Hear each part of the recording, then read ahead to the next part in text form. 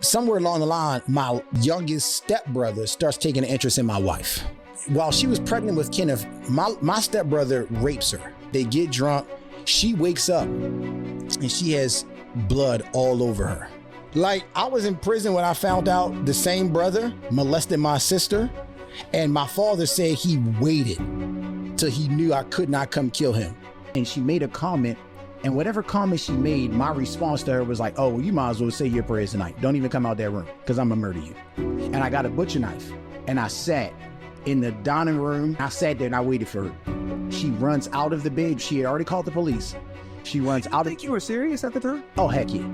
That's when I got put in the psych ward. Here's why. She runs out of the bedroom, jumps off the balcony, and she had to be 6 or 7 months pregnant with Isaac. I went in the bedroom. I took all her clothes out of the closet. I put it on the floor, and I lit them on fire.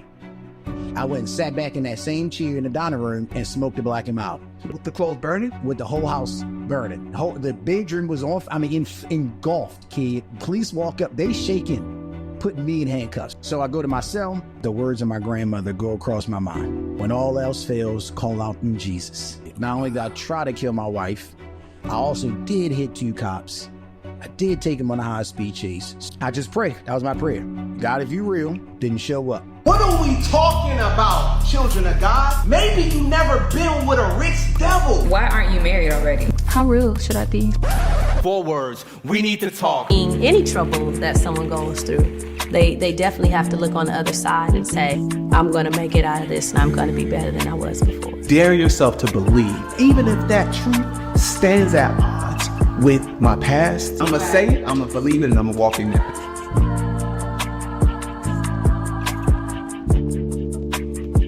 I am here with my brother from another mother. He just got a light-skinned mother. That's not...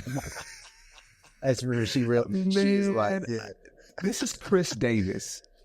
Chris Davis, me and Chris go way back.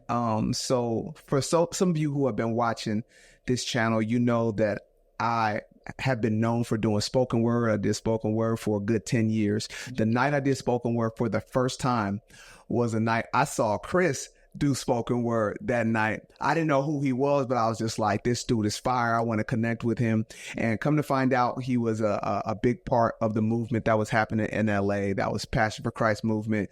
I don't want to go all the way into the details, but it was the beginning of, sparingly we got to communicate a little bit here and there because he's in leadership and, he was a pivotal part. And then later on, I found myself connecting with him a little bit more deeply. We're going to talk about that in a little bit. I just want you to just kind of share, man, who you are, man. You got a family, you're a pastor, man. Let us know a little bit about you, then we'll dig in. Okay. Yeah. So Chris, I'm a Baltimore native. Yes, sir. Left Baltimore when I joined the Marines because being a Baltimore native, anybody familiar with Baltimore, I always use this. This is a great way to describe what life was like for me growing up. If you've ever seen The Wire, the HBO Wire. So while The Wire is a reenactment of an era, I lived during the time that they made The Wire about. Like I was watching The Wire like, yup. Actually, we did this. Actually, this happened like this. So The Wire is kind of a good description of what my life was like growing up in Baltimore. Now, granted, I was in West Baltimore, not East Baltimore. The Wire took place in East Baltimore, but okay, that's a good. Baltimore is it more dangerous? Is it more hood or? Well, nowadays I can't tell you. When I was younger, West and East fought a lot. What I would say is the East Baltimore looked more dilapidated. Yeah, right. Mm-hmm. Like it was just like we in a third world country. Yeah.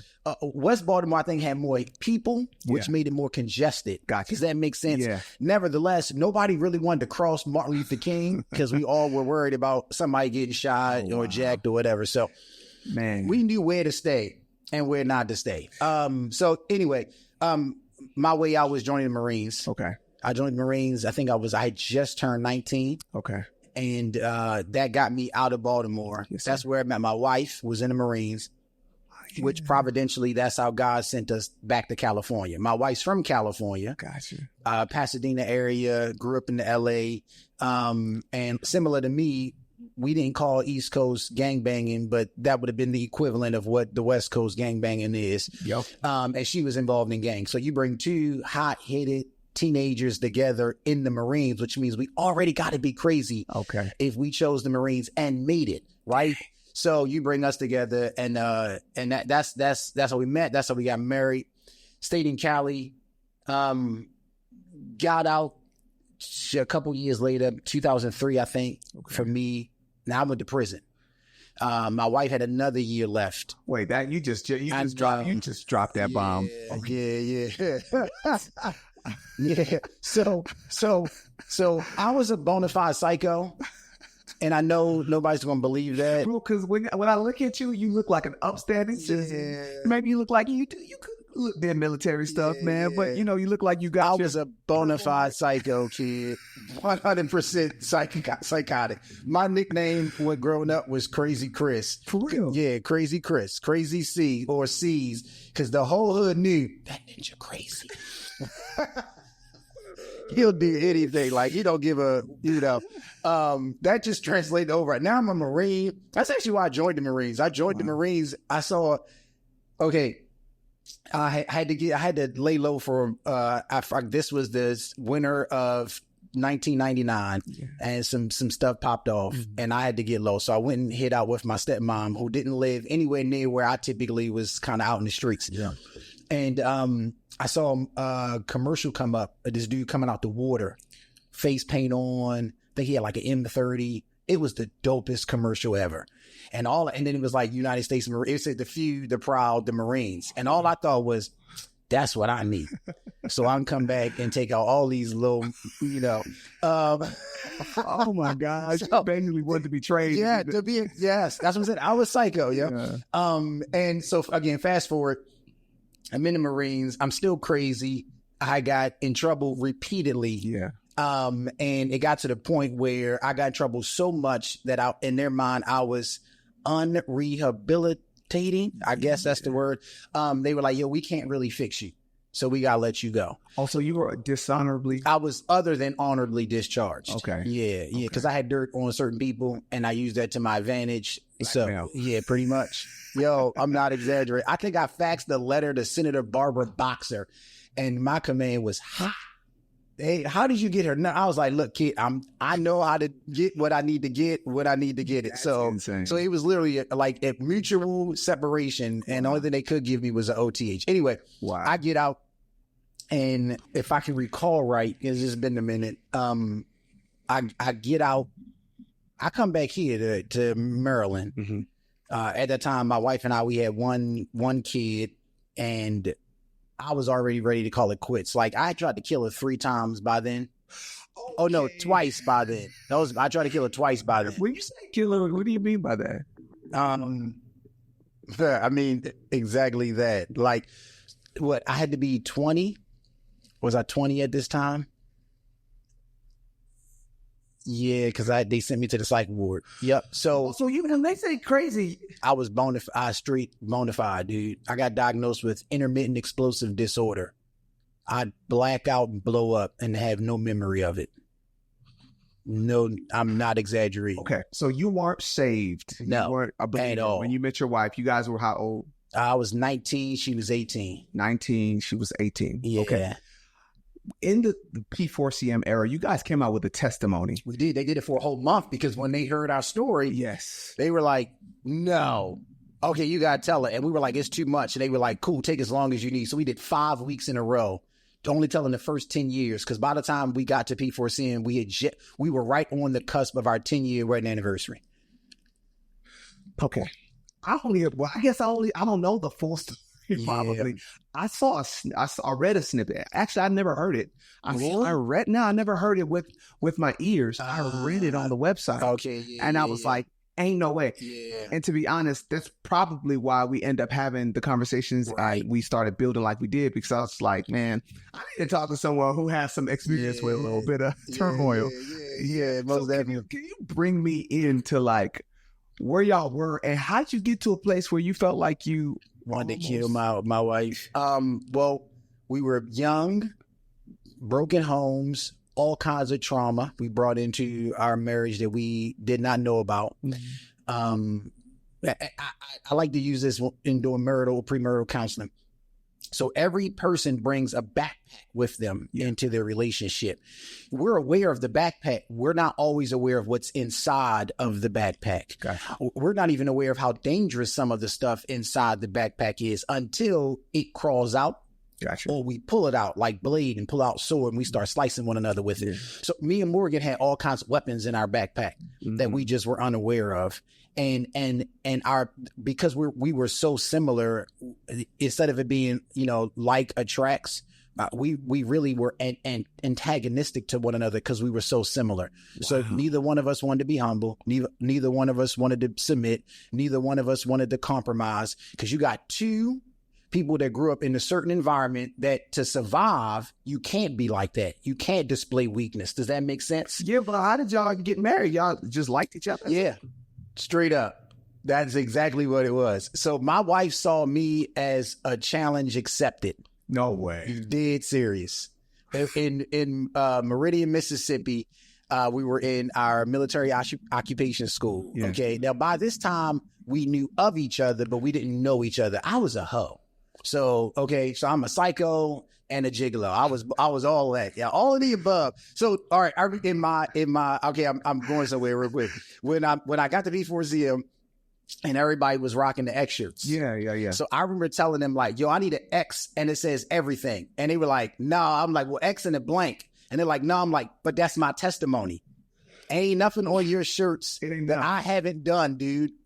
No. And then I did the poem and they were like, yo. And then I started telling my testimony. They like, oh, you did. So I think I got one of every single X shirt. Oh, I had, because I don't think I got any more. I got a couple of them still left. Anyway, so that was me. Okay. Wow. Okay. So I meet Morgan in Meridian, Mississippi. Well, I get to know her better in Meridian, Mississippi. And she saw me as a challenge because I was hitting and like connecting with all the other female Marines. And then my name became the talk, like Davis. And so she was like, that's my boy. Okay, bet. And so now if she was here, she would tell it from a different vantage. But my famous phrase is, it doesn't matter. Even if she tells it and I say nothing, every dude walks away saying, yo, she stalked him. Because that's exactly what happened. Of course, all the women, they stand beside her and say, that wasn't stalking. She just was claiming what she wanted. I'm like, if a dude did that, that's stalking. Okay. I was a challenge to her. Gotcha. And no exaggeration, she won, because once she figured out kind of what I was into, she played into that. Wow. And then we hooked up, and the rest is history. Wow. Yeah. Okay. So you guys connected on this kind of, hey, I'm this, I'm that, and we just gonna mess together because it was a challenge. Yeah. Okay. So how did you go from there to now you guys are living together in Baltimore? No, at that time we were in California. So we left. Okay. We left Mississippi. She had orders to Camp Pendleton. Okay. Which is in North San Diego County. Okay. Yep. I had orders to Iwakuni, Japan. No. Yeah. So we were at that time talking about catching mock flights to just have sex with each other. I'm sorry. I kind of said it. All right, my bad. We were like, yo, like, okay, how about we see each other on the 72s and 96s. We got holiday weekends or whatever. Catch a flight over the ocean. I'm like, sure, whatever. Oh, wow. But I got hurt, and then this is part of that. Me being manipulative because I was a psycho. I found a way to play a loophole so I could be where she was. So we went and got married in Vegas. Okay. On 4th of July weekend. Okay. So, Labor Day weekend, because that's coming up. It was 4th of July when I proposed to her. So we just celebrated what would have been our 25th years being together this past 4th of July, and then or 24, because then our 24th wedding anniversary is in September. So we knew each other for maybe 6 months, and we got married in that same time frame. Wow. Yep. So she's in California. We go to Vegas. We get married. They have to change my orders down to California because two Marine spouses can't be 50 miles apart from one another. That's me playing the loophole. Yes. They was hot. Because I already had orders. They already had orders drawn up, everything to go to Iwakuni, Japan. I come back from this this time we had off for Labor Day, and I'm married, and so they had to redo all my orders. So that's what I meant by I already had asterisks. The Marines already saw me as a little, like he a troublemaker. Okay. So I come to California. We do base housing, so they pretty much give us a house. Okay. For Marines. We live together, and it was the living together that really brought to the surface how crazy we both were. I don't think either one of us realized we had married a psycho. Also, you think she had a little bit in her 100% she was crazy. Yes. Facts. Oh, facts. Bruh, I now I got radar for it. I can tell a dude or a chick, excuse me, I don't know if that's derogatory. My wife says, don't call them chicks. I can tell a guy or a lady, if you want me to tell you if your future spouse is psycho, just let me have a conversation. We need to do this. Like, I got you. I got the radar. So but we didn't know that till we moved with each other. And that's the point that I made. Like, neither one of us wanted to back down from a fight. So our arguments were never ending. Really? Yeah. You got two Marines who grew up in different hoods of well-known cities, Baltimore, LA, that are married together, right? So there is no backing down. There is no punking out, even though now I wouldn't call it punking out. I would say what's best for the sake of the marriage, what's more healthier, the healthier approach. But at that time, it was punking out. Well, how did y'all ever come to peace or resolution or intimacy? The first 10, until I got saved, there was no peace. There was only war, yo. The first makes sense. Why wouldn't one of y'all leave? We did. Well, I did. I kind of. So my wife's response was, because she grew up in a broken home and her mom just kept going through men. I think by the time we got married, her mom was on her fourth or fifth husband. Gotcha. She had her own commitment. I'm not going to be like my mom. Gotcha. Wow. So she stayed with me no matter how horribly I treated her. On my end, I had no stable marriage to look at except for my grandparents. And my grandparents, the patriarch and the matriarch of our family, were strong Christians, godly men, a godly man and a godly woman. Like their testimony alone, any of their kids that came to faith or grandkids that came to faith, we can point right back to the testimony of our grandparents. Wow. Does that make sense? Yeah. Okay. Yeah. So they were the only healthy marriage I ever saw growing up. And my grandmother asked her grandkids, she was like, if you could, my prayer is that none of you all have kids out of wedlock. I really want you to be better than your parents. Gotcha. I want you to get in a relationship, etc. They try to teach us morals because our parents wasn't teaching us those kinds of morals. Yeah. So when me and Morgan hook up, and right before we get married, she gets pregnant. So my proposal was because she was pregnant. Wow. I married her because she was pregnant. And here I go thinking I'm the Holy Spirit, wanted to answer my grandmother's prayer by not having children out of wedlock. So even our staying together was not motivated because of love. It was motivated because of external forces, external reasons. For my wife, it was, I don't want to be like my mother. For me, it was, I want to honor my grandmother. Does that make sense? That's okay. So, but that couldn't change who we were. That's not enough. That's not transformative. Yeah. Right? Yeah. That's conditional. Yeah. Right? That didn't change who we were. So we were still who we were in public, in private, on top of above the surface and below the surface. And that always came to head when we were around each other because none of us ever wanted to budge. So fast forward, we are the child she was pregnant with that led me to propose. She lost. Our first kid she had was a miracle child. That's why we named him Isaac, because the doctors told us when she lost the first child that she had bruised ovaries from her past, stuff that had happened to her, and she would probably never be able to carry a child full term. So when she gets pregnant the second time, mind you, we're not Christian, okay? Now we grew up, you black, you in the inner city, you grew up in a traditional black church. Mm-hmm. So you know, but you don't believe. It's not yours. Does that make sense? Gotcha. Yeah. Okay. So she has our firstborn. We name him, mind you, we're not Christian. Mm-hmm. We name him Isaac Nehemiah. We chose Isaac because we were like, there's no way we should be getting pregnant and carrying a child. If we carry this child to full term. He must be a promised child. Right, you know. And so we name him Isaac because Isaac was the promised child between Abraham and Sarah, right? Okay. And Isaac in Hebrew means laughter, which is actually indicative of our son's character. Wow. Our son he's not like goofy or a joker, but he brings joy wherever he goes. Does that make sense? I love that. Yeah. Okay. Nehemiah was her choice because, mind you, we're not Christian. And she says, well, we want him to be better than us. So, and she looked for another biblical name and she found Nehemiah because Nehemiah was a warrior for the Lord. He was the one that was willing to stand in the gaps. Yeah. So without knowing, we are prophetically speaking over our kid as unbelievers, what we hope he will become because of the fact we now have a kid and we shouldn't really have a kid. Okay. 10 days after she has Isaac.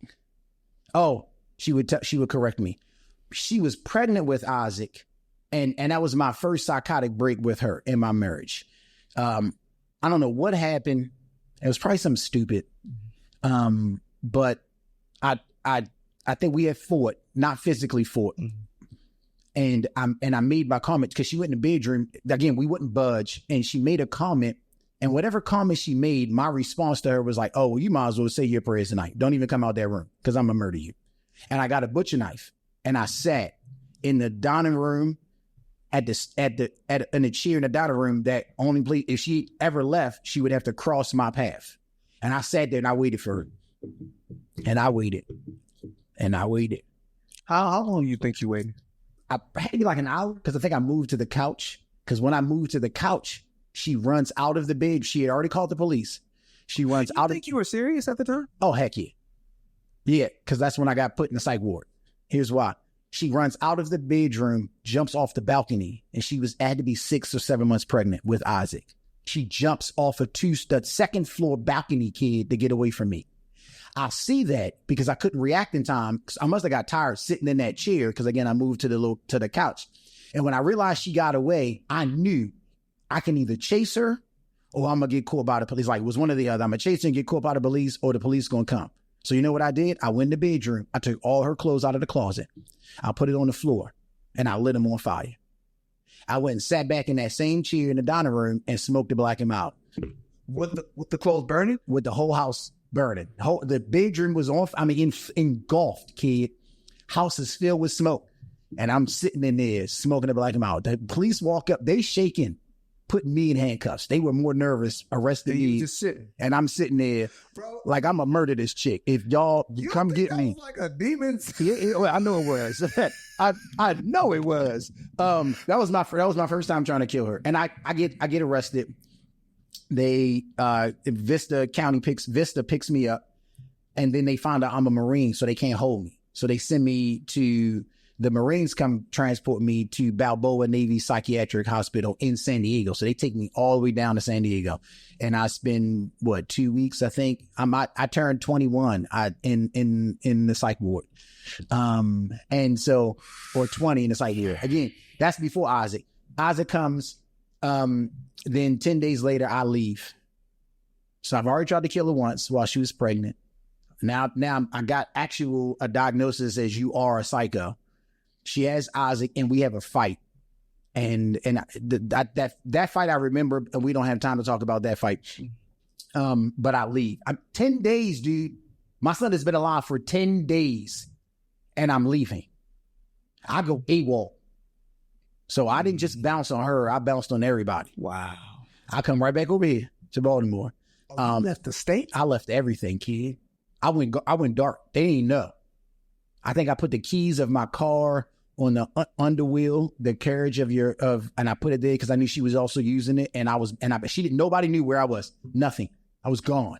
I just went ghost after 10 days. Because again, I can't talk about that particular fight. We don't have time.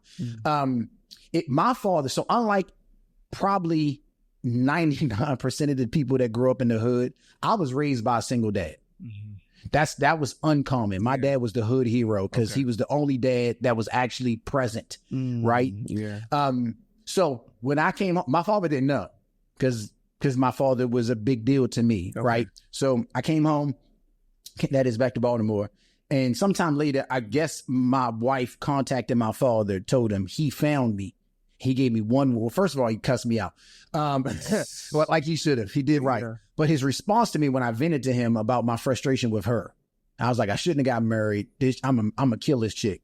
Pops, like she's going to be the death of me. Remember that? That was a quote from Jackie when she first started doing poetry. Yeah. She will be the death of me. I'm like, I can't shoot this. You have no idea. That's what I told my father. But his response to me was, but I didn't leave you. Oh, that felt like kind of godly. I didn't leave you. Don't abandon your kid because you don't like your wife. Whatever you got to do with her, do that. But don't leave your son behind. Wow. Last time he ever had to tell me that. So I went back because of him. Why? Because my father was present in my life. He didn't abandon me. That's why I went back and took whatever the consequences that came, which I got in trouble. We got NJP'd. I was on house arrest with the Marines, all kinds of drama. So fast forward to how I got locked up. What would be the first time in California, second time in my life. Me and Morgan get back together, and it's just Isaac now. And I just got kicked out, so I just got discharged with the OTH. Okay. And I think we're at a point where we realize we just aren't good for each other. We weren't bringing any good out of one another, other than we were really cool. Like, we liked our friendship because we were so similar. Mm-hmm. And we enjoyed our intimacy, right? We was willing to catch flights across oceans, right? We like, outside of that and our kid, there's nothing else good that is coming from this relationship. So let's just go in and call it quits. Shockingly, my wife was like, I don't mind you taking Isaac, because I know you were raised by your father. I know how you don't want to leave him anymore. So she was like, so if you leave, I'll let you take Isaac and I'll come visit. We'll do that, typical, like 2 weeks in the summer or whatever. Mm-hmm. And I was like, okay. So I get out, and it was right when we declared war in Iraq. So this is right at the 9/11, a year after 9/11 or 2 years after 9/11, something like that. And I come back to Baltimore, me and Isaac. And then about a month or so later, I find out she in a relationship. So my jealous behind is like, I want to get back together. It's toxic. I just don't want you to be happy. If I'm miserable, you will be miserable with me.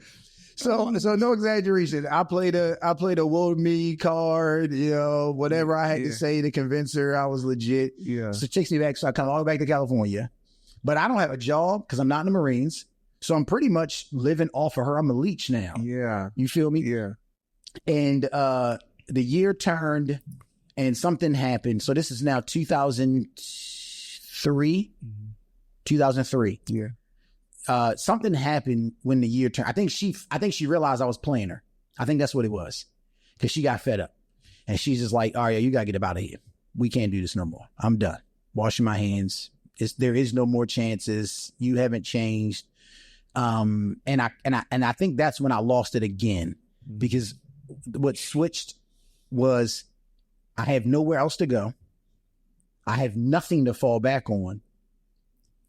My con has been revealed, and I kind of don't want to go back to Baltimore with my tail between my legs. Does that make sense? Yeah. So I snapped. Now, up all this time of me fussing, cussing, I mean, I've thrown grills through doors. I've kicked in doors. I kicked the door off the hinges when I thought she was with somebody. She was. I choked the dude out. I mean, I've done all kinds of violence, but I've never put my hands on her. I don't mean I didn't try, but I never, up until this point, put my hands on her. In that moment, that little last straw, and the snap, and I just choke her. And if she wasn't a Marine, I probably would have killed her. So she knows how to fight. She fought you back. Yeah, absolutely. And she got out, and she ran to our neighbors, and she called the MPs. And the same thing, like I did the first time. I'm thinking I can either chase after her or I can wait. Now, this time I didn't set anything on fire because I had to let Isaac leave the house. Oh. But I sat there with the only weapons I had, which we didn't have guns because her dad was killed with a handgun in the home. Mm-hmm. So we never had handguns in the home, which, you ready? Providentially, was God, part of God's saving grace. Oh my gosh. Because if I didn't shoot her, she would have shot me. One of us would be dead if we'd have had a handgun in the home. Does that make sense? Yes. Okay. So I pull out the 2 biggest knives I got, and I just wait for the MPs to come in. I'm like, Rambo style. I'm a dude from the hood. If I'm gonna go out swinging. What you planning to do with those knives? I don't know. I was just gonna fight them, and I guess because I had, the what we call it. I think it's called suicide by cop. It's LA, kid. It ain't like they don't take much to shoot a dude, right? So the goal was to provoke him, but again, go out in the blaze. I ain't going out like no punk. That's the dumbest, most toxic male thing we can say. You know what I'm saying? The hood teach you don't go out like a punk. That's dumb. That's crazy. That's stupid. Yeah. Okay. And here I go thinking I'm being tough. I was really being dumb. Anyway, sense kicks in because it was like 6 squad cars. Wow. They rode the beat. And so I run out past them. I hop in her car and I take them on a high speed chase. They shuts down the largest in LA through Camp Pendleton into Oceanside.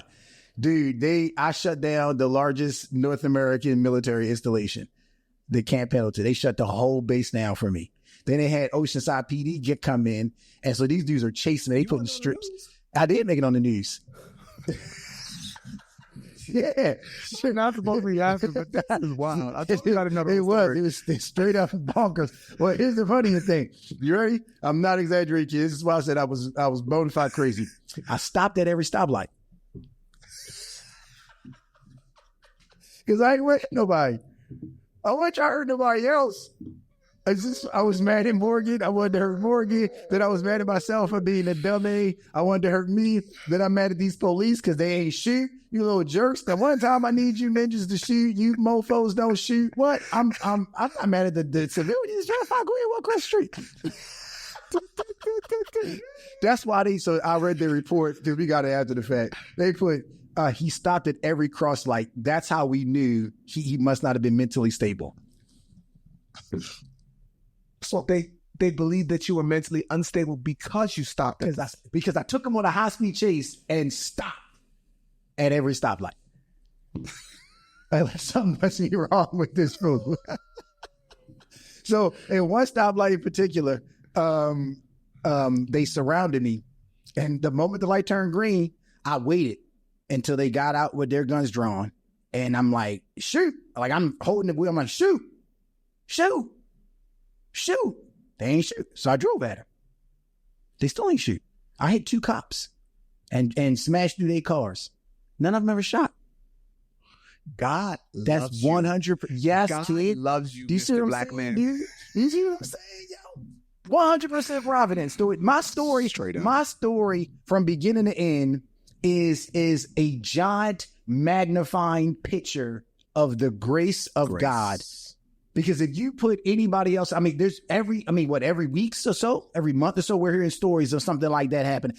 Shucks, every day, if I recall correctly, in America, women go missing and women are often murdered by their significant other. That's all in one story. And none of those things happen. Not for a lack of trying, but because of God's restraint. Straight up. Oh my gosh.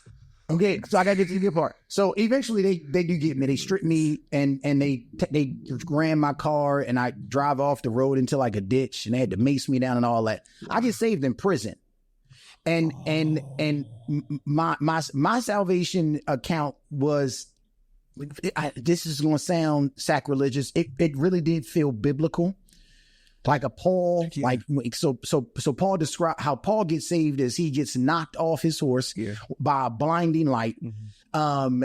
And then he is led blinded to the same people that he was persecuting to eventually remove the scales. And it's the blinding, it's the knocking, the blinding, the voice, the hospitality of the Christians who he was trying to go kill, taking him in, praying for him, healing him, that leads him to God. He's like, okay, I can't deny all of these things that happen, that Jesus is the Christ.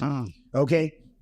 And then he goes and spends, he tells us in Galatians, about 3 years in the mountains of Arabia. That was kind of his own little discipleship experience with Christ. Okay. Right.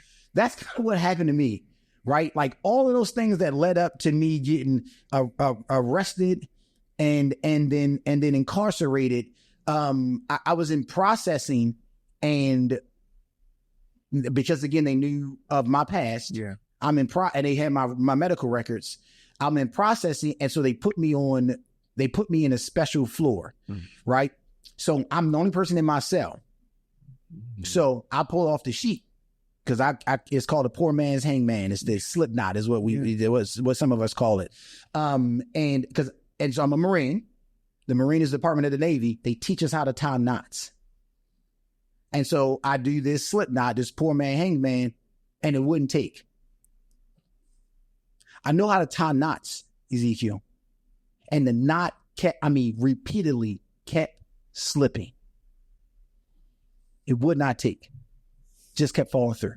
And I know how to tie knots. So this is one of those things like straight, I'm telling you, biblical proportions, Daniel in the lion's den, right? Yes. Right? The hand on the wall, the invisible, right? Like it's one of them, like as if the spirit was just like, let me go ahead and untie that. Let me go ahead and untie that. That's kind of what it was like. Now, I didn't know this at the time. This is all after the fact, right? You look back, you're like, Lord, your hand was all in this. Yeah. So they sent me to the psych floor because I got clearly the ligature marks. And right before I go in to see the psychologist, there's an old black man. I actually got a deacon in my church that his name is Deacon Ray. And I told Ray, I must have been telling the story because I was like, Ray, you look like that angel I met when I was in prison. Like, that's probably why I like you so much, because you favor this old black man that I met in prison that I genuinely believe was an angel, because I only met him twice. He was on the psych floor. He asked me what I was in here for. I told him, and his only response to me was, you know what you need to do, young man? Get in that book. All right, yeah, whatever. He leave me, I go back in my room, my cell. The only book in there is what? A Gideon's Bible. Shout out to Gideon's, right? Keep doing your work. I try to read it. It was like reading a different language because my eyes hadn't been opened. I hadn't been regenerated. The Spirit hadn't gave me any illumination to be able to understand what I was reading. So I'm like, nah, put it back down. They send me to it's called the med floor, where it's not the crazy floor, but it's where people that got certain kinds of issues they put on that floor because I believe they had more guard presence or whatever. Wow. And I go to that floor. Who's coming out? The old black man. The marshals got him, and he's like, "Hey, young man, they having a Bible study in there. You should go check it out. It's the last time I ever seen him. That Bible study, they were talking about covenants."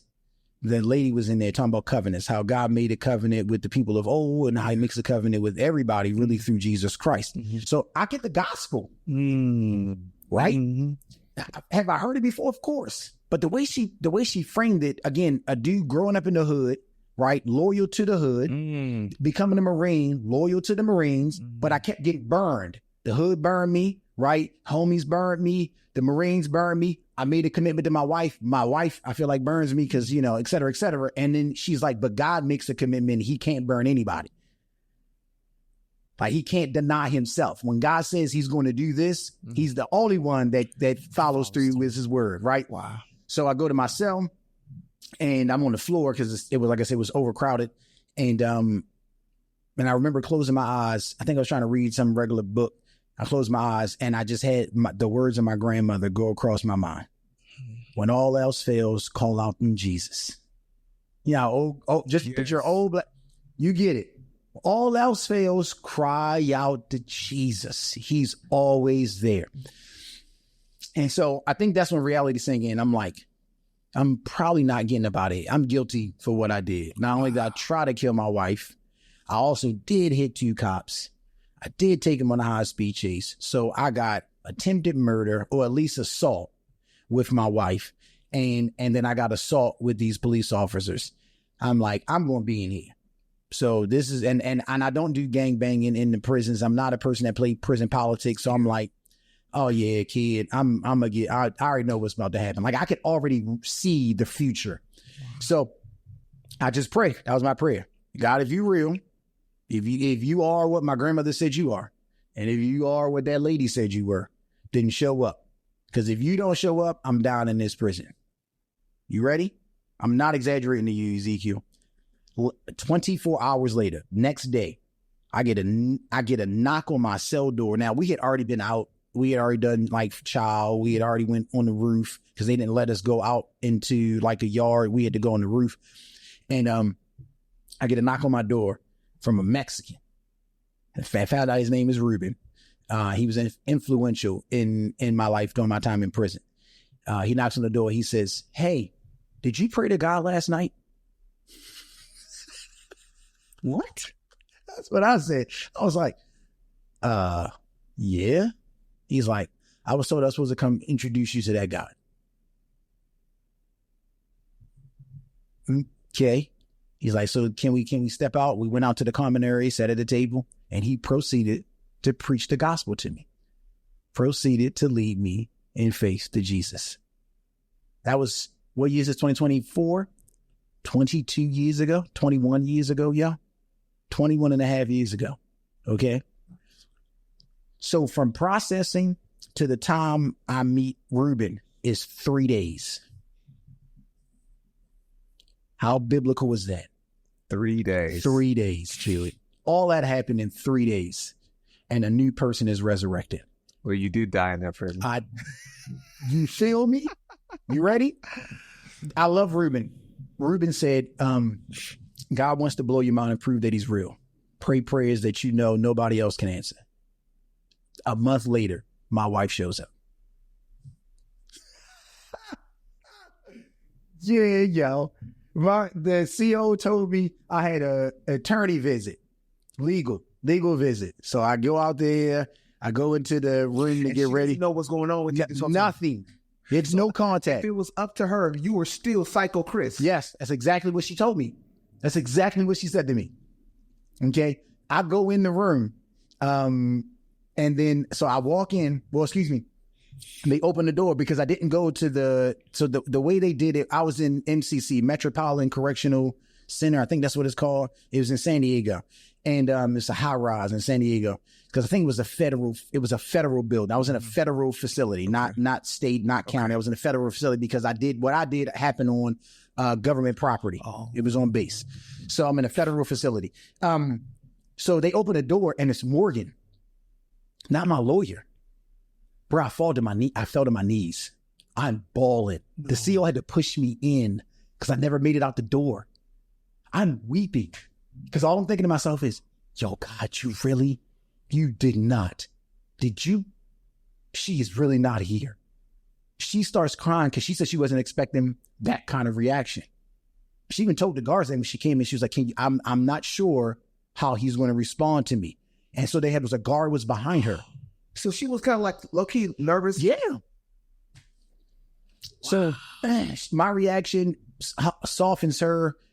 We sit down, we hug, we sit down, and then she tells me, I only came because Isaac missed you. Isaac just kept asking, where's daddy? Don't make me cry. Where's daddy? And she was like, I got divorce papers. Well, she told me this after the fact. She had divorce papers in the backseat. She was ready to follow. She had an attorney, military attorney, everything. She was like, I was moving through. I'm like, I'm gonna get you out of my life. I'm not trying to die by your hands. Jesus. Coming there to visit me was the thing, again, the Lord used to change the trajectory of our relationship. That was 21 years ago, yeah. That's so. And then sure enough, and I could give you more, but month after month, he kept answering the most far out prayers I prayed. So I had a federal defender, not a public defender because it was the feds. Mm-hmm. I was guilty. So I'm saved. I'm being discipled. I mean, I'm preaching the gospel to my cellmates. I mean, I was the annoying dude. I'm this fresh dude on the block. I got a new gang. I'm repping Christ hard. You know what I mean? Okay. I'm saying he got the right one. Yeah. Okay. Yeah. And so we were reading through the Gospels. And I get to Matthew 5, where he talks about if you have an offense against your brother, lay your gift at the altar and go make it right, lest he drag you before the magistrate and the magistrate throws you in prison. Right. Yeah. So I'm like, well, I'm already locked up. I got to go make it right. Wow. So I call my attorney. I'm like, hey, I need to plead guilty. He's like, that is the absolute worst thing you can do. I think they were trying to give me 7 years. I was like, I don't care. I'm a trust God. I gotta do right. I can't present my gift of worship to him knowing I have an offense out there that I haven't tried to right. Wow. So do whatever you need to do. Call a special hearing, which was unheard of, he said, because nobody ever calls a special hearing to plead guilty. It's often for plea deals. Go before the judge. I confess. I tell him everything I did that night, from my wife, trying to kill my wife, all the way to when they arrested me. His response to me was, thank you for your honesty, Mr. Davis. However, those are not the charges against you. Uh-huh. My response to Sam, I looked at my attorney. He says the charges against you was intent to injure, intent to harm something, whatever the next legal term is, the police officers, not your wife. I was like, oh, interesting. Okay. Did you intend to harm the police officers? Not really. I wanted them to shoot me. I was baiting them. So I waited in my car, I yelled at them, I cussed at them, they didn't. I drove at them, they didn't. I hit them, they was in my way. I hit their cars and I kept going. He was like, exactly. I cannot accept your guilty plea. I'm going. I gotta go. Bruh. I'm walking off this podcast right now. So I look at my attorney. He looks at me. I mean, he's a white guy. Matthew Snow. I'll never forget his name because these are pivotal parts in my life, right? Matthew Snow. He looks at me. He's like, that never happens. They send me back. It goes to trial. I never get on the stand. I have no witnesses for me. All the witnesses are against me. Forensic scientists for how the speed at which I was driving at the cops, every MP that was out there, the Oceanside PD, my psych, they pulled any and all stops. I got acquitted of all charges. How, kid? How? Because that's a straight miracle. Lord, that's 100% miracle, kid. So I can give you the legal. The legal was the same thing that the judge said. What they were saying is the DA didn't present enough evidence to display intent. The judge after the trial, before I got dismissed, like he had the DA and I guess the ADA, or not, I guess they were all ADAs, but the district attorney that was present, my attorney and whoever was with my attorney. So it was at least 4 or 5 of us, the judge, the bailiff, and I think that was it. I don't think anybody else was in it. The judge ripped the district attorney. If you could not prove intent, you shouldn't have filed for intent. He got him. He was like, you presented a case. You presented a case that you could not prove. I got a young man who confessed to the crime, but that's not what you tried to get him on because you wanted to go for longer time. So I received it as the Lord answering the prayers of the saints. That 100% a miracle, kid. A miracle. Okay. So I go back and they should have packed my stuff up. Now with the. How long were you in the entire stay? A year. Okay. Yeah. Wow. Now we celebrated before I got picked up by the marshals with the Christians that were in there because we were all praying for each of our stories, right? I mean, there's so many. I got so many stories of how God showed up. I mean, kid, I'm not exaggerating, man. I tell this to everybody. My time in prison was my seminary. I saw the sovereignty of God on full display. With the only book was the Bible, and everything else was just God showing himself in control of everything. I saw God answer prayers that we talk about, but we've never experienced. You know how some of us got there, like you hear these stories like, yo, I was in there when those kinds of stories came to pass. Like I saw revival break out on my floor. 54 men piled into a weight room to worship God. So much so it drew our COs in and they started worshiping with us. No way. This does not happen, no, it dude. Don't happen. Okay? It don't happen. Like I'm witnessing these things. So when I got off, I go back and I'm like, we're like Acts. That's how we saw it. We're like, dude, we are living the book of Acts. We prayed, the building shook, and God shook the restraints off of us. And he was like, you can walk out. It was like that, dude. So we celebrated. We cried, and then I left. Now, I had a bench work because I ran 2 dudes over at the beach. Accidents? No. This was like some time before that I never got caught for because I had ditched the car and had an alibi. But they had video footage. Yeah, somebody did it. They recorded with it. This was before cell phones. Cell phones had I think they had a handheld or whatever. So they said they had video footage. So they reopened the case. So I get released.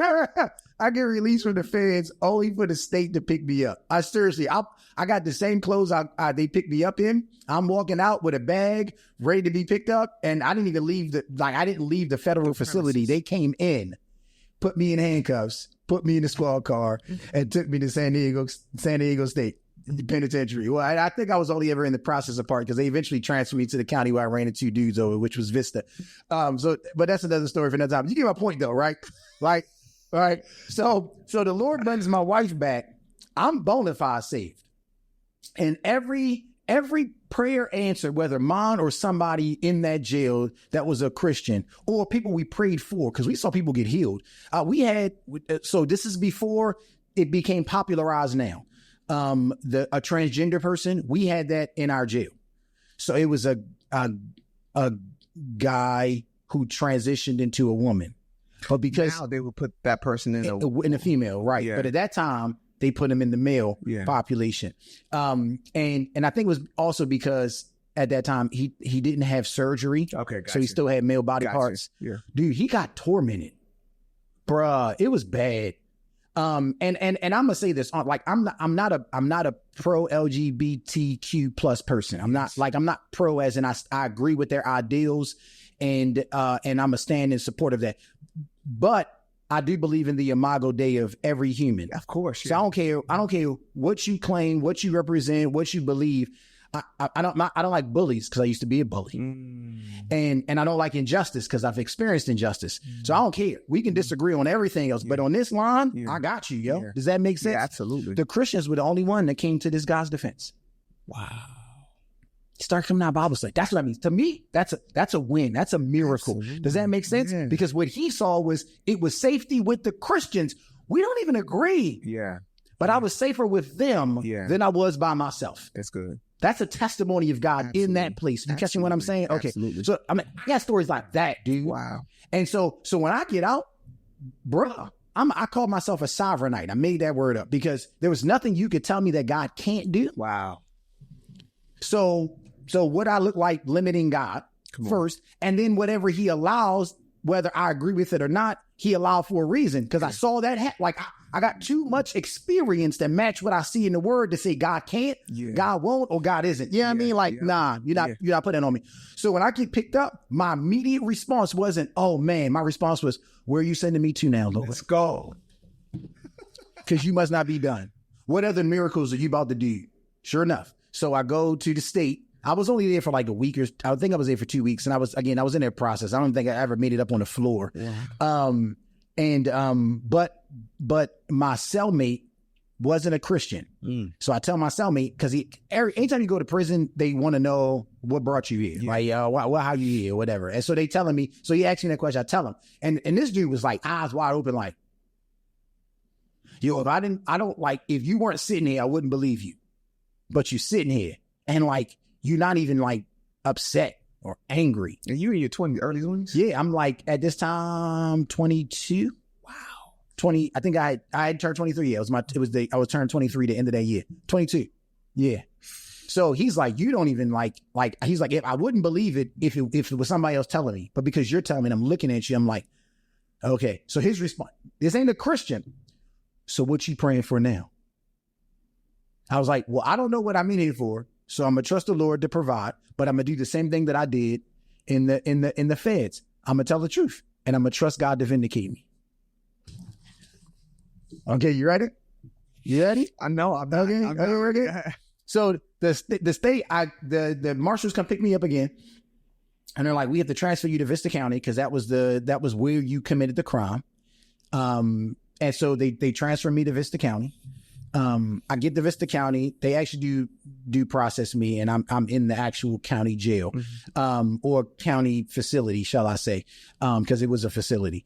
Same thing happens. I get in there, and the first thing I ask is, can I get my public defender, and can I get a special meeting with the judge? I don't remember my public defender's name because I only met with him twice. Okay, so I go in there. And they were much slower than the Fed. The Feds treated you well. The county, the state and the county was like, they could care about you. You know, they straight care. Like, you were forgotten. Like, once you get in and they close the door, they don't care. I'm not exaggerating. They just like, whatever, yo, we'll get to you when we get to you. So I had to be in there for like 2 months before I actually met with my attorney. Well, I had to be in there for a month before it was 2 months total. Because I remember being there the first month and I hadn't met my attorney. Wow. And then I finally did. And then the second time I met them was the second month. And that's when I got released. So it was only twice, 2 months, only met him twice. It's crazy. Anyway, I get in there, do the same thing, talk to my cellies, whatever. My cellie wasn't a Christian, but hearing my story, he came to faith. This dude is like, well, unfortunately, you have to be a part of a gang in prison because you don't have protection. I was like, the only gang I ride with is Jesus. He's like, that is not wise, yo. He's like, I'm with you. This kept being the response. I see you, and there's no way that what you're telling me should be true if it wasn't you telling me. So like, I believed because of what he did in your life. Okay. He's like, but this is the but. That ain't gonna fly with these dudes. My response to him was the same. It was like, but I trust God. So take me who I need to see. He takes me to the Shotcaller, which is what they're called. So, and they had it was not exactly, it was a gang meeting. So I'm in his cell with all of the other dudes from his gang. I'm the only dude in there that ain't from this gang that's coming in to say, I don't want to be a part of your gang. The dude asked me what I'm in here for. I tell him whatever. He asked me, he's like, so your cellmate tells me you don't want to ride with us. Why not? You ride with somebody else? And I was like, no, actually I do, but not the way you think. I ride with Jesus, and I proceed to give him my testimony. I was like, so look, I'm going to take my chances with Jesus over y'all. I'm not saying that like arrogantly, yo, like I'm not trying to beef with y'all, and I ain't saying I'm going to go over here and like tell other dudes what y'all doing. Like, I ain't saying all that. I ain't no snitch. I'm from the hood. Yeah. You know what I mean? What I'm saying is if somebody coming up in my cell, then it's me and them. Wow. If I get jumped or whatever, you ain't got to come break it up. That's what I'm saying. I really do trust God to have my back. So I'm going to take my chances, whatever come. Wow. Hear me. You ready? The Shotcaller's like, you a crazy MF. They gonna murder you, yo. And I'm like, so be it. I am crazy. And I faced that before, but I ride with Jesus. Now I know where I go if I'm gonna die. He's like, get this out here. You know what I did the next time? And mind you, this is all within the first month. So I haven't met my attorney yet. I'm praying, I'm reading my word, I'm discipling my cellie, and then I just heard the Spirit say, start a prison Bible study. So I started like, let's take this out in the open area, and let's start doing it outside. Let's start inviting some others to come.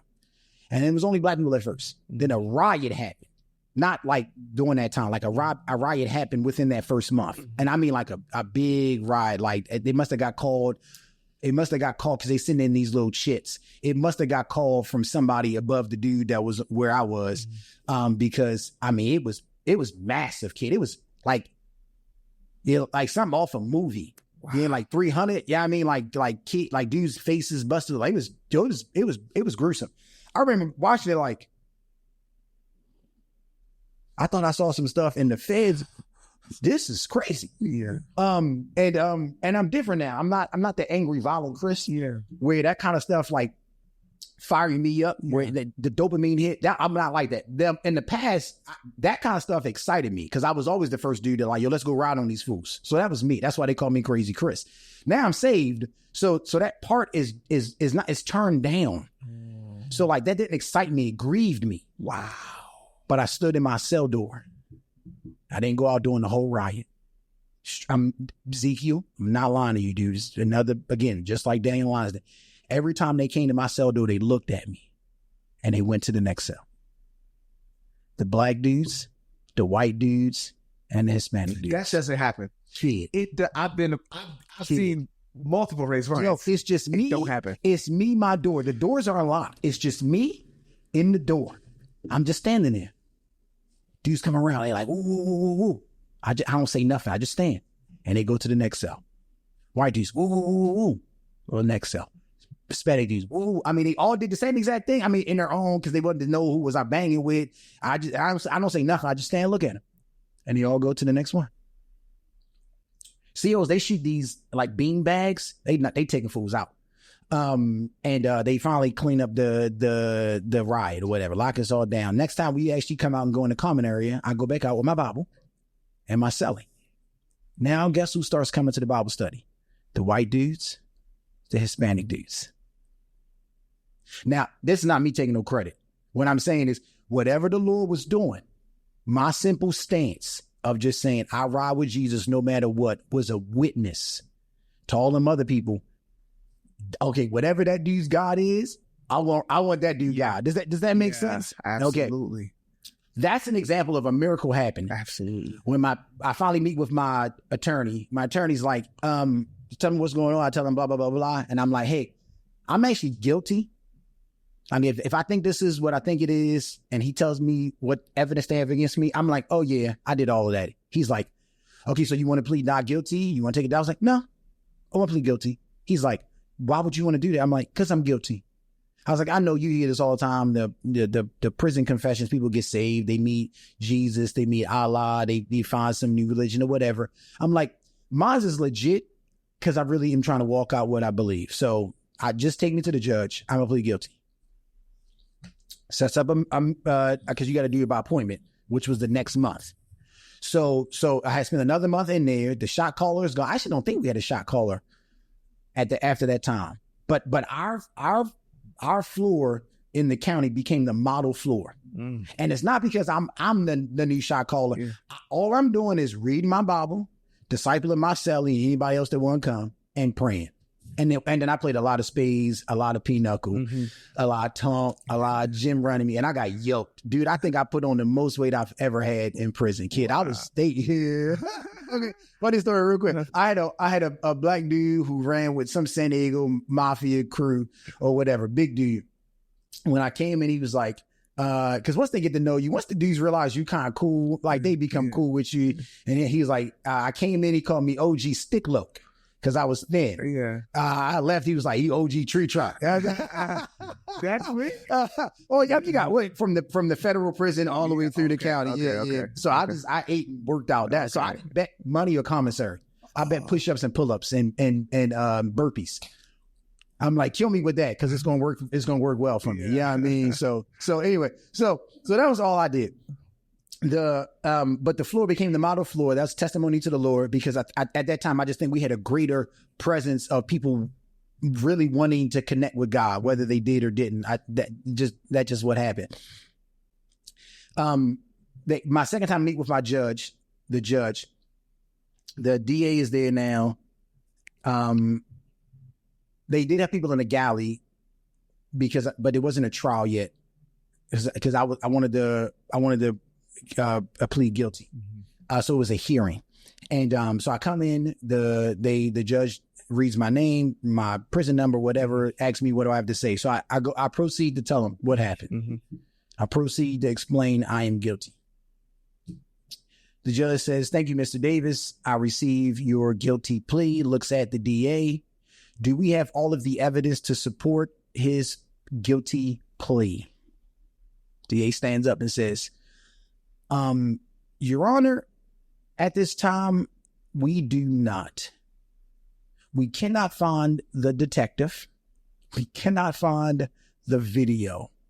If it wasn't for him confessing, we actually don't have any evidence that he committed anything. Yeah, the judge, I never seen the judge turn so red. He was hot. He's angry. He's fussing at them dudes. He looks over at me. He says, "Mr. Davis, apparently you have the most integrity." He made some comment. It was a compliment. Like, apparently you have more blank than the district attorney that is against you. So because of that, I receive your plea and you are free. Time served. Go home, Mr. Davis. The public defender looks at me and was like, this never happened. And I remember crying like, God, you did it again. And I remember my response at this time, I will never deny you. Whatever you tell me to do, I'm going to do it. You got me. I'm your Marine. I'm your soldier. Wow. Like it was too much. It was too much to see him respond. I mean, these are miracles. And even in the moment, I knew they were miracles. It wasn't until well after, when you start talking about it, that you realize, yo, that really happened. Yo, like that's not something that regularly happens. At all. So that really was the basis for the reason why I follow Christ the way that I do. Wow. So when he tells me to do something, I do it. When he calls me to do something, even I don't like it, like pastoring. Yeah. I didn't want to pastor. I pastored because he said, this church needs you. P4CM. Wow.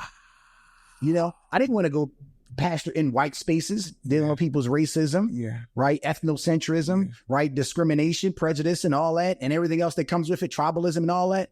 But when he called me into those spaces, again, I can't say no, because I'm like, well, I wouldn't be here if it weren't for you. I can't forget everything you have done. And then even stuff after the fact. Yes, sir. Just grab me what I need to go get it done. My whole life, my whole post-prison Christian life is just saying yes to Jesus, because he earns it simply because he's my savior. Yes. Facts, right? But then he like tripled down on it. Like, I'm not only going to save you spiritually. Yes. I'm going to rescue you physically. I'm going to rescue you legally. Like, I'm going to blow your mind. And so my response to him is, yes, sir.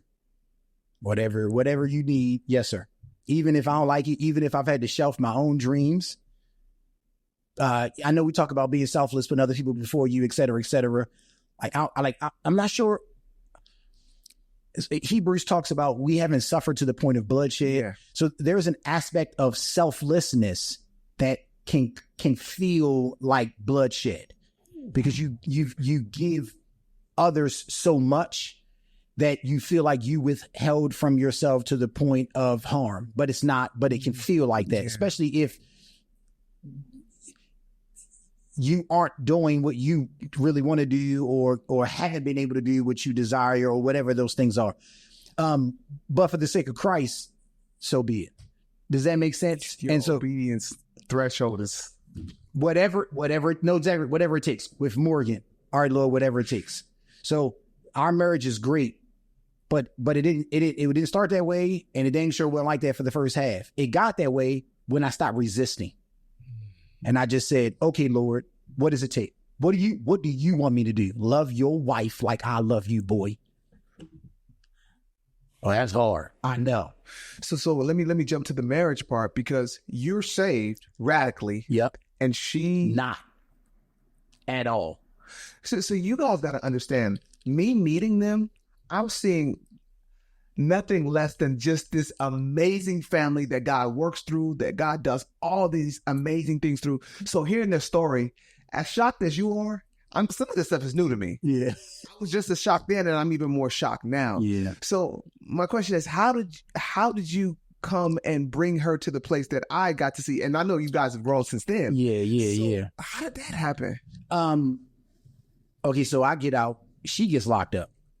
What? Yeah, she was still in the Marines at this time. She got called to go to Afghanistan, and I'm in prison. And I don't even actually know where I was at the time. I know I don't know if I was in the federal or the county at the time, but I know I was incarcerated. Mm-hmm. And she had nobody to give her son to, because our son to. She didn't trust her mom. Right? Some of the baggage from the past. My family's all on the East Coast. Yes. So they threatened her to take Isaac to CPS. Of course. So she swings on her commanding officer. All right, she's still a hood chick, yo. She ain't say, you know what I mean? Any mammal is going, look, I'm a buck back. You talking about taking my kid from me? Look. She's swinging on her CO. It took her friend to take her. Like, now, fortunately, she said that she was like, her CO never swung back, so she's just hitting him. He just stood there and took it.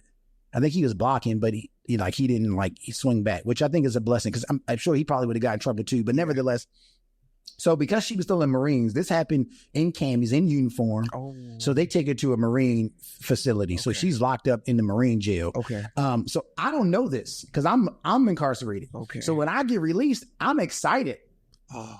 Like I'm ready to reconnect, pick up and all that. And then I get word, Morgan is actually my father was the one who found me because I had to go. I went and stayed with some former Marines. They had already got out. And I called my father because I couldn't get a hold of Morgan. And he's like, yo, funny story.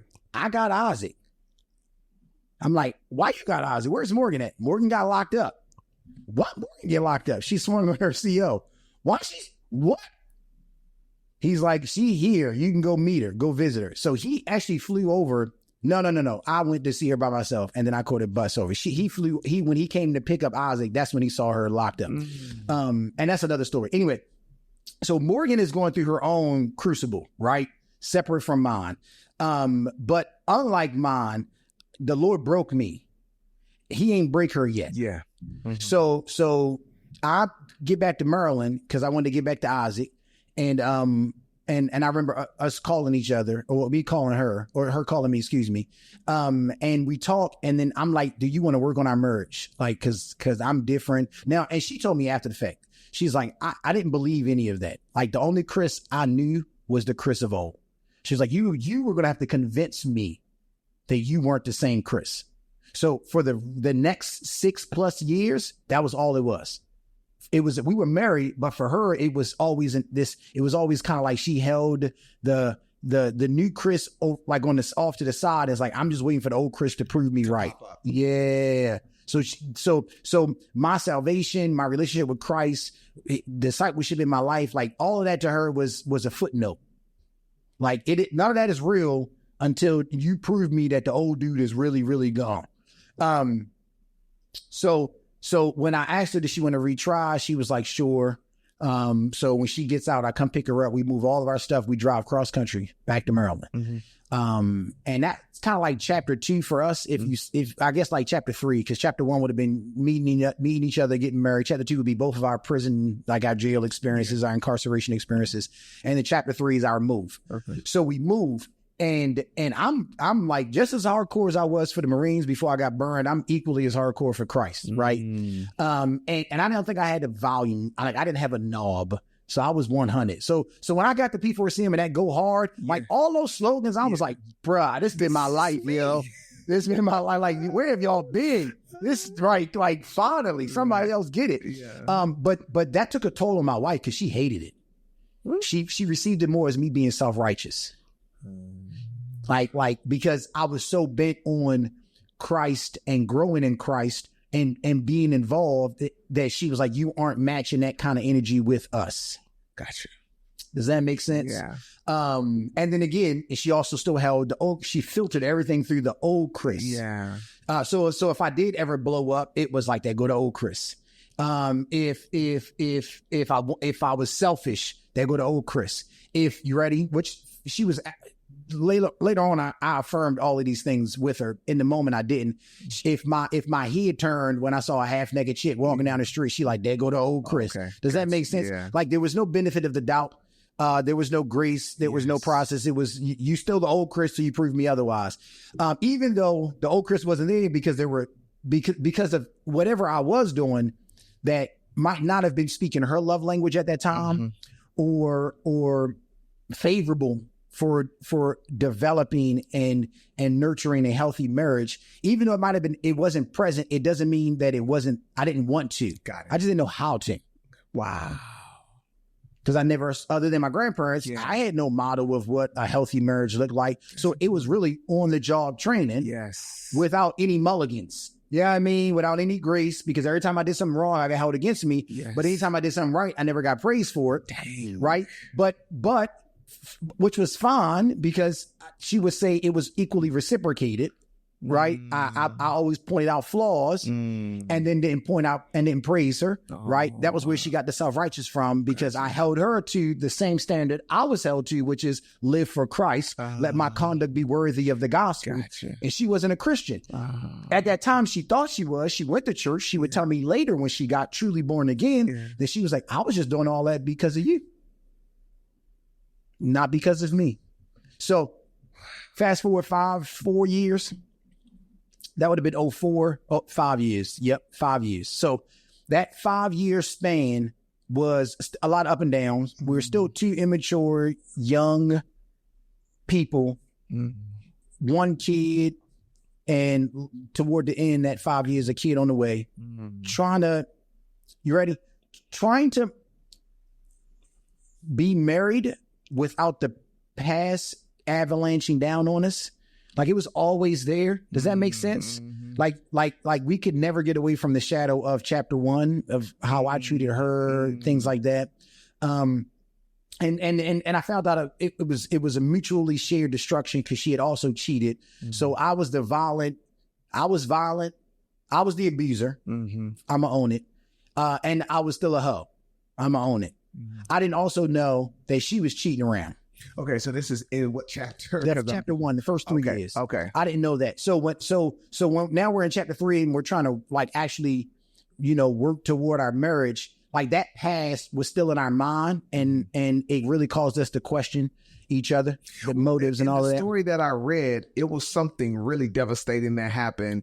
And I don't know if that was before God saved you that allowed you to forgive. And I don't know. That's Morgan's salvation story. That's year 9. So year 9 is the 5th year of being back in Maryland. Okay. 2007 was Morgan's descent into a double life. Okay. And the reason I say 2007 is because I think whatever she was hoping for from the new Chris didn't pan out.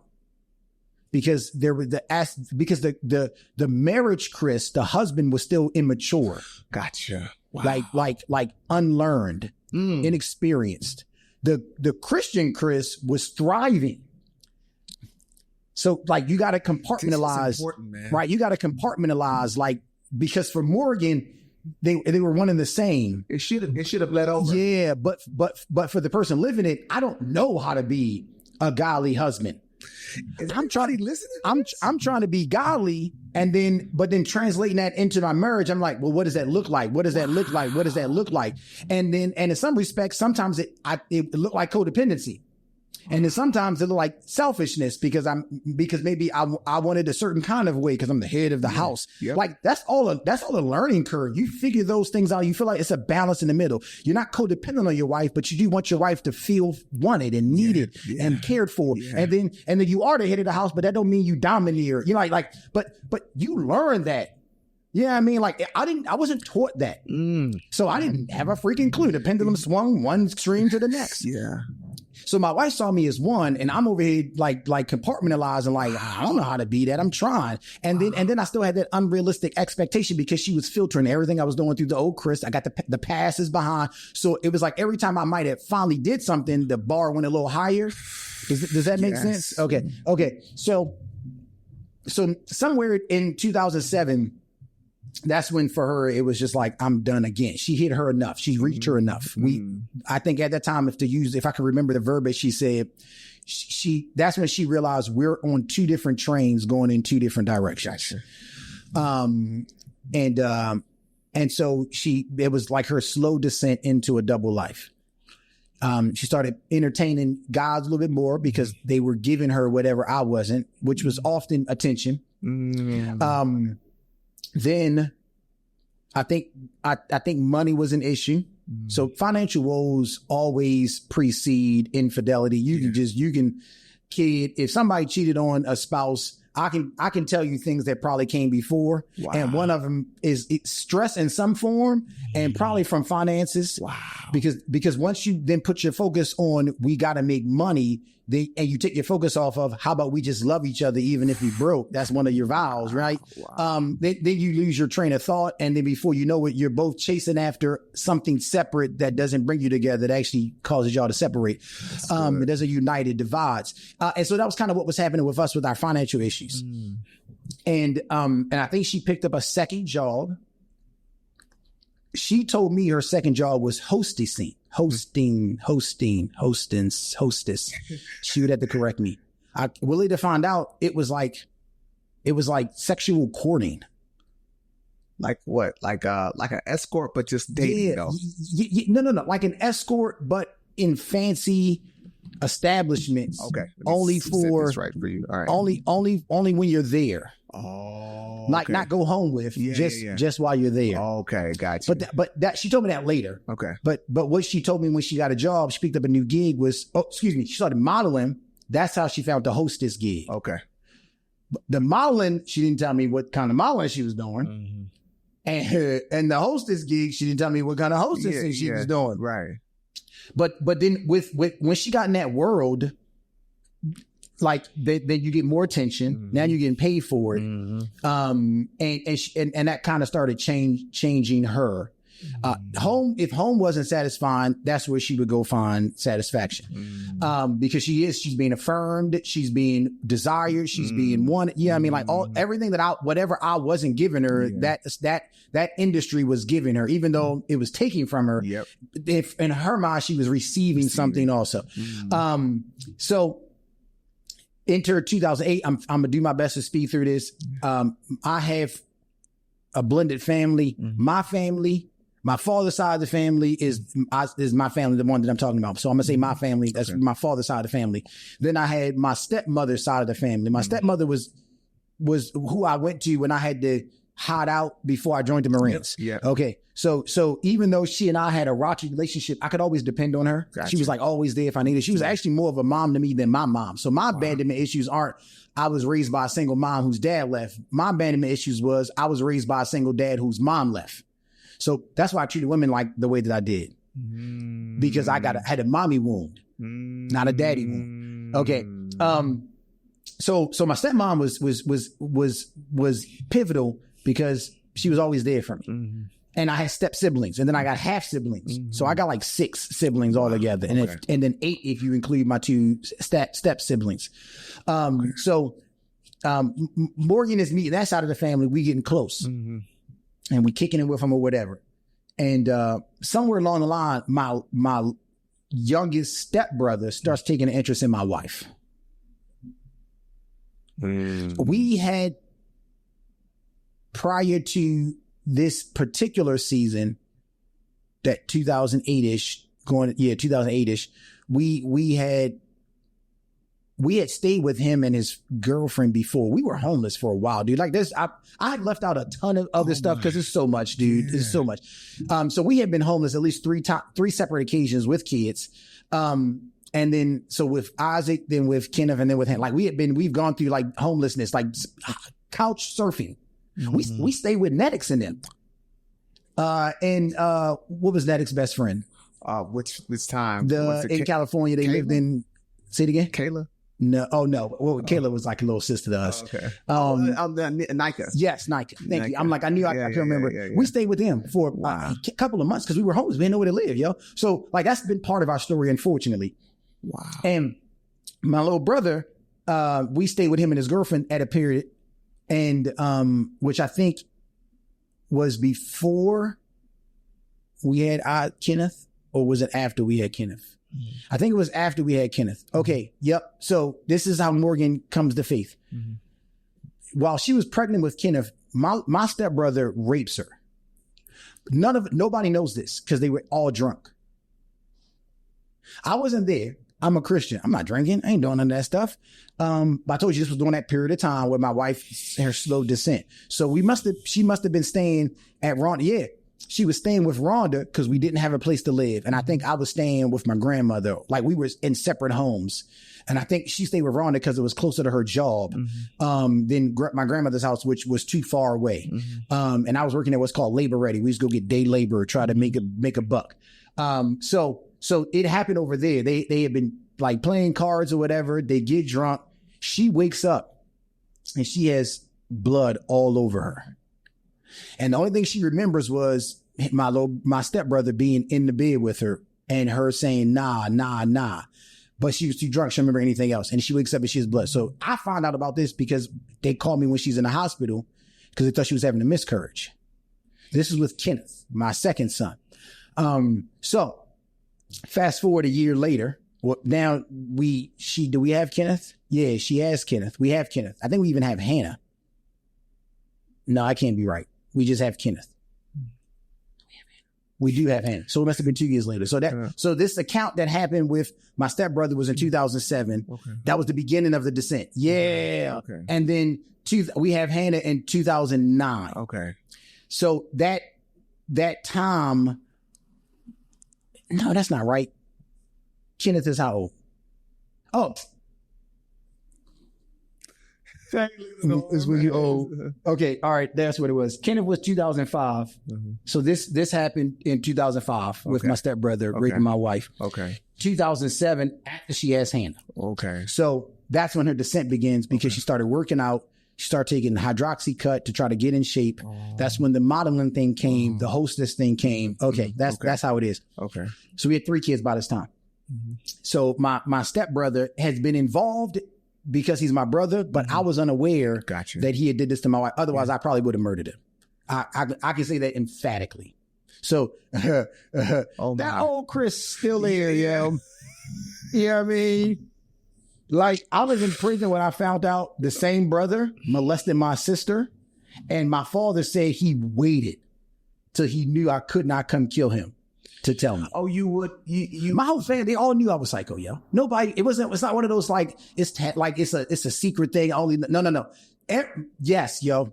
They knew. My father, they kept it from me for years. Of course. And it was when I locked up that he was like, yo, since you are incarcerated, I need to tell you some news, man. He tells me, I'm like, I'm gonna kill this mother. He's like, yo, this happened like some years ago. I'm like, why'd you wait to tell me this? Yeah, okay, all right. Exactly. Yeah. So he's already in that kind of stuff. Yeah. So again, had I have found out he did it to I'd have murdered that dude. Mm-hmm. Okay, I know this is being recorded. Yeah. I unashamedly, I say this because I don't like. I'm being honest with y'all. Yeah. I haven't done anything. Yeah. And I'm not now because we're so far removed. Yeah. But I'm speaking. I'm trying to be objective with myself. I know me. In that, I would have murdered that dude. Because I tried 2 years later.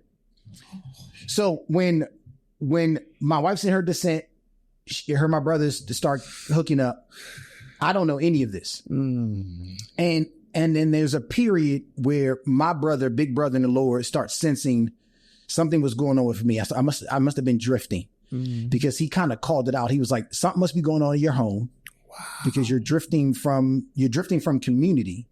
And if you're drifting from us, I wouldn't be shocked if you're drifting from the Lord. He's like, so whatever, you need to figure out whatever it is because I sense something big is about to happen. Like you might be ready for a fall, yo. And I'm like, nah, we cool. At that time, my step siblings started coming around a whole lot more. Mm-hmm. I know why, because my wife and my brother were hooking up. But at the time, I didn't know that. Mm-hmm. So they started coming around more. And the more they came around, the more tempted I was with alcohol, with weed, and porn. Mm-hmm. Like all those things, the temptation started just coming back up. And so before you know it, probably about right after my birthday, December 2008, I think my fall began because like by Valentine's Day of 2009, I think I planned something special for my wife and it didn't go the way I thought it was going to. And I remember just being kind of hurt and I went online looking for chicks. Like I have a vivid memory, like, cause I took one of the pictures from Valentine's Day and used it as my profile pic, almost to like F you. Yeah. Like, and I was bold with it. Wow. And went online looking for chicks. So that was when I had fallen in a rebellion. All that time she's sleeping with my brother. They're having a full on affair. And they're in my face and I'm not catching any of these things because I'm equally out doing my own thing.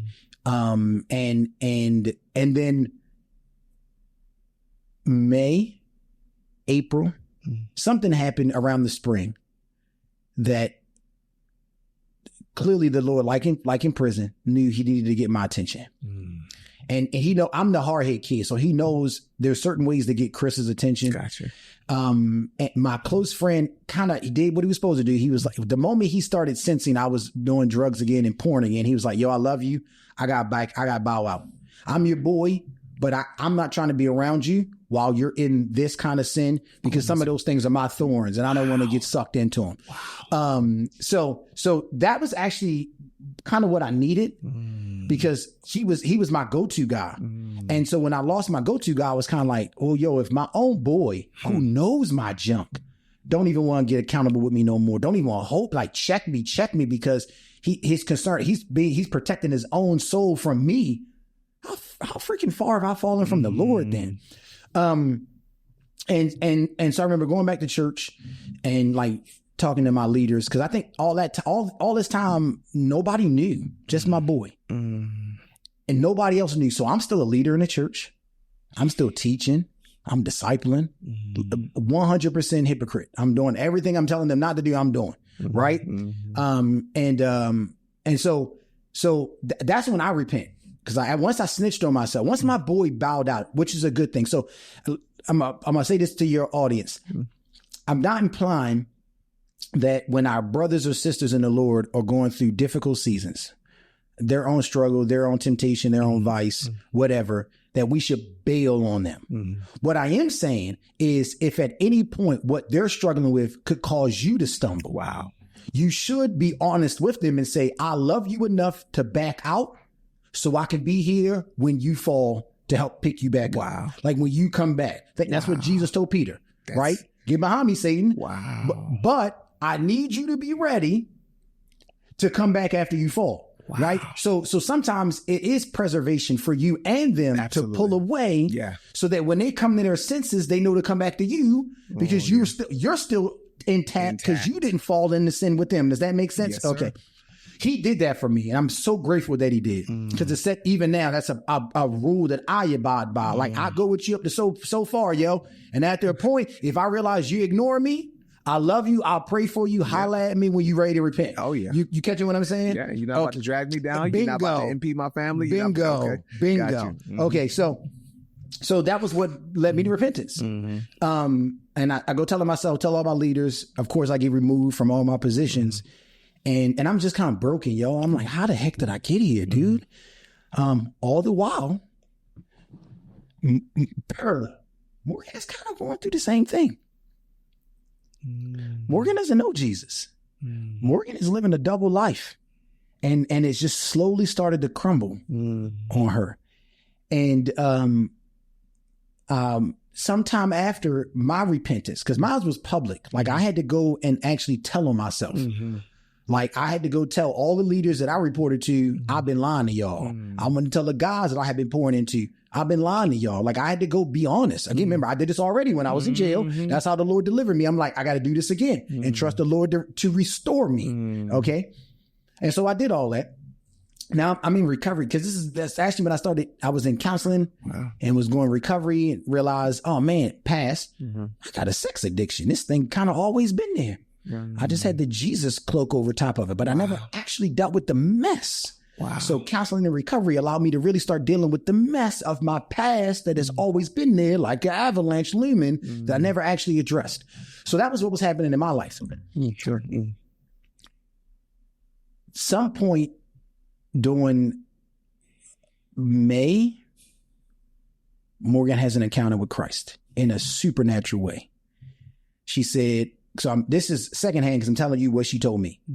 She said she had just finished having sex with my brother. They were drunk, like drinking. So they were drinking, smoking. She was at this time always at his house. And she had just finished having sex with him, and she felt like she had to throw up. She goes in the bathroom. She's dry heaving. And she's like, what is going on? What did I drink? What did I smoke? What's happening? And she says, her account, she would say I would actually stop talking and let her tell you. She said she saw what looked like smoke coming under the bathroom door, grabbing at her. And she said she heard the Lord. Well, she said she heard a voice.